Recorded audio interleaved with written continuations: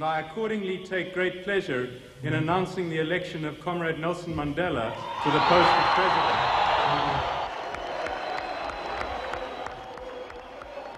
In 1994, Nelson Mandela became South Africa's first black president. It was supposed to be the dawn of a new age, but for many white South Africans, it was the beginning of the end.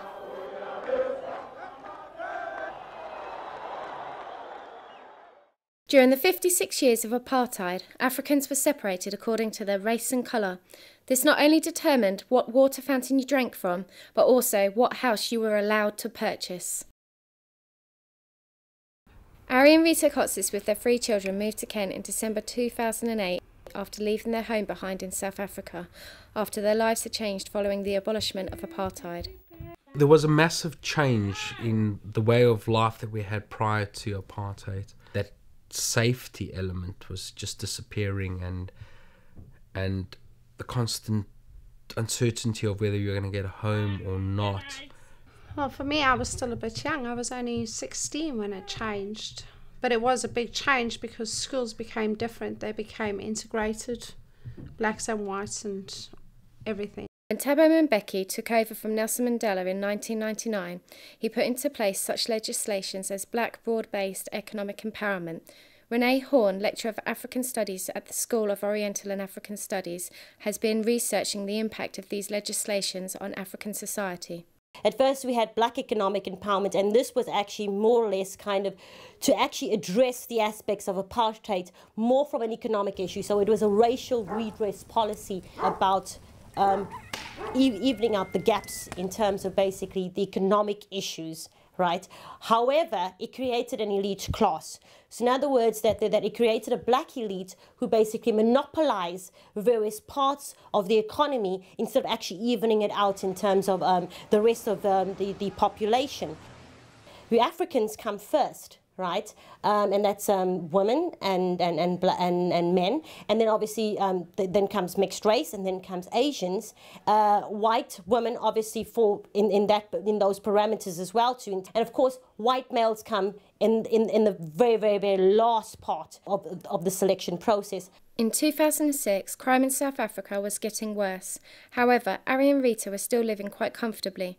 Ari was working as a diamond dealer, allowing Rita to work only part-time and look after the children at the home in Benoni. Our house was a nice big house. It was a bit of a fort actually, with its own security system. We had very high walls. You couldn't see over them. They were about 6-foot walls. We had 3 electric fences, razor wires on top. South Africans generally live in gated communities as well too. You feel that you actually locked up in your own home because you feel like a prisoner, because ultimately you have to more or less have the alarm systems, the electric fences and everything else to make sure that you actually deter criminals from coming into your premises. It was living like in your own prison, to be honest with you, just to be safe, which was horrible really. At the start of 2007, Ari and his business partner Vili had secured a large diamond deal. With thousands of rands in the boot of the car, they headed out to Kimberley Mine, completely unaware of the danger ahead of them.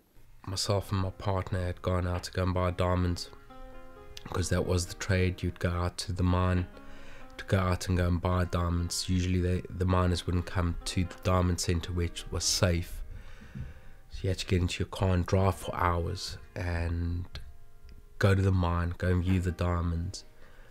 Unfortunately, in our situation that day, what basically happened was we were sitting and viewing diamonds, and 7 people walked in, a woman and 6 men, dressed in police clothes, and then they started pushing us around, putting us on the floor, put guns to our heads, telling us that it was the last time we were going to be alive. They knew that I was the person with the money that had gone and got money out of the car, because you had to pay for the diamonds in cash. You couldn't do transfers of money, so you always carried a lot of money in your boot.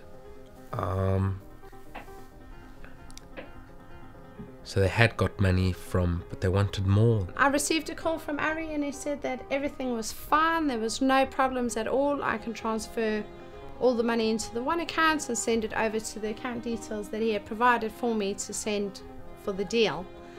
I had no problem with that. I didn't suspect anything at all. I was then told to get into a car and go to the bank, to the nearest town. Got to the first bank, my private account. Requested for my money to be withdrawn, wanting to clean up my account. I needed to complete a withdrawal slip and request for the money. I had to sign for the money before they were going to give it to me. I wrote on the withdrawal slip, I wrote, "Please help." The bank manager had called me in privately to ask me why I'd written help on my deposit slip. Explained the situation. They said to me they want me to do anything. I said no, because obviously if I don't hand over the money, you know, my partner's in a difficult situation and they might kill him. Unbeknown to me, the bank manager had phoned the police already. They've got a buzz underneath, and police was getting ready when we were going to the other bank. Got to the other bank, and the bank for 1 hour kept me there, kept on telling me, look, there's a problem with my account, which didn't make sense because there was money in the account. And as soon as the kidnapper walked out of the bank to try and make a phone call to his colleagues, they nabbed him, and then they came and just grabbed me. When I found out that there was a problem, that he was kidnapped, felt like my world had shattered. After the first phone call, I thought, great, business is done, we've landed a big one. And yes, 7 hours later I got a call saying he's been kidnapped. But luckily that call was with a rescuer as well. After the kidnapping, life became difficult. Depressed, didn't know how to cope, didn't want to go back to work. For months I dawdled, didn't want to talk to people, didn't want to know anything. My wife one day, after a couple of months, basically got me to start working again. But then damage was done. You psychologically, you're never the same again. After the kidnapping, Ari and Rita eventually returned to a normal life. Ari was once again working at school, and Rita found herself working in the catering industry, but things did not run according to plan. Working at the school, yes, there were incidences, more than one, and I wasn't in any danger, but the fear of knowing that the school was being robbed just brought back all those memories of the kidnapping. And if you're so scared, you just, I can't explain to someone who hasn't been in the situation of how you actually feel and the torment your mind actually goes through. You become scared, introvert, and just shrivel up. You want to be a little mushroom in the dark. Post-apartheid crime in South Africa has risen dramatically, causing many South Africans like Rita and Ari to flee their homes and head for the UK with nothing more than the bags on their backs. We finally decided to leave. We left in December 2008 from South Africa. It was just getting to a point where we were either going to be dead in the future, or we had to move and change circumstances for the safety and future of our kids. The reason I left South Africa was for my children's sake, really. To be able to live safe and to give your kids a future. Since their arrival in the UK, Ari and Rita now face a promising future that's safe and secure with their children. Yeah, my kids are very happy to be here. They miss some family members still back in South Africa, but they're very happy we made the choice to come here for all of our sakes. When it went dark and I was at my cousin's house, I'd have to stay there for the night. I wouldn't be able to go anywhere else because, like, you never know when somebody could jump out and grab you. For someone that has moved out of a third world country and moved into a first world country, it's amazing. There's no compromise and there's no thought of ever going back.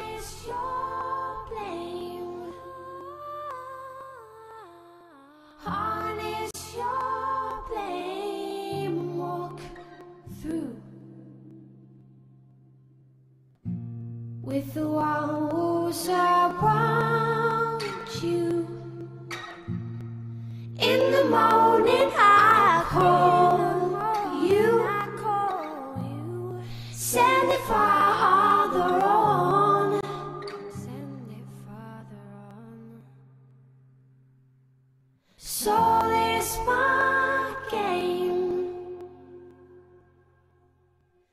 Soul is my game, it stars.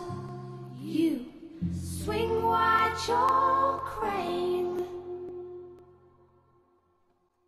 Swing wide your crane.